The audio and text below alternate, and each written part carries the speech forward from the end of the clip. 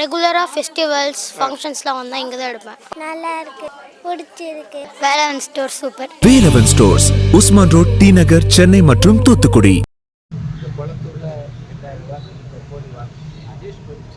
செலுத்தப்பட்டது அந்த வெற்றி செல்லாதுன்னு அறிவிச்சிருந்தார். ஆட்சியை முடியும் போது தேர்தல் வரப்போது அவர் 4 ஆண்டு அமைச்சராக இருந்தார். அது நாட்டின் முதலமைச்சராக இருந்தார். அந்த ஒரு தொகுதியில் தான் போலி வாக்காளர்கள், நாடங்களில் வேற தொகுதிகளை எங்கேயும் இல்லை. என்னது இது? ஈரோடு கிழக்குல இப்ப நடந்த இடைத்தேர்தலை நாங்கள் போட்டிட்டோம். திமுகவும் நாங்கள் கள்ள ஓட்டு போட்டது தேர்தல் ஆணையத்துக்கு தெரியுமா? தெரியும். வாக்குக்கு காசு கொடுக்கப்படுகிறது தேர்தல் ஆணையத்துக்கு தெரியுமா? தெரியாது. கள்ள ஓட்டு போடுறது தடுக்காது, வாக்குக்கு காசு கொடுக்கறத தடுக்காது.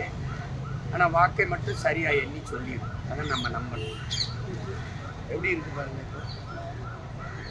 அவசரமா சரி, இந்த போலி வாக்காளர்களுக்கு தான் நினைக்கணும். இறந்தவர்கள் பேர் இன்னும் அந்த பட்டியலில் இருக்கு. அந்த வாக்கு வேற ஒரு நபரால் செலுத்தப்படுது, தவறாக செலுத்தப்படுது அப்படின்னா அதை தானே கண்டு உணர்ந்து நீக்கணும்.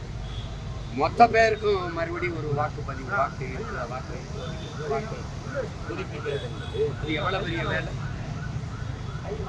6 கோடி வாக்காளர்கள், 5 கோடி வாக்காளர்கள் இருக்கிற ஒரு மாநிலத்தில் ஒரே மாதத்தில் நீங்கள் அந்த விண்ணப்பத்தை கொடுத்து சரி செஞ்சு நீங்கள் இந்த வாக்கை சரிபார்த்து எல்லாருக்கும் கொடுத்துருவீங்க அப்படிங்கிறது எப்படி?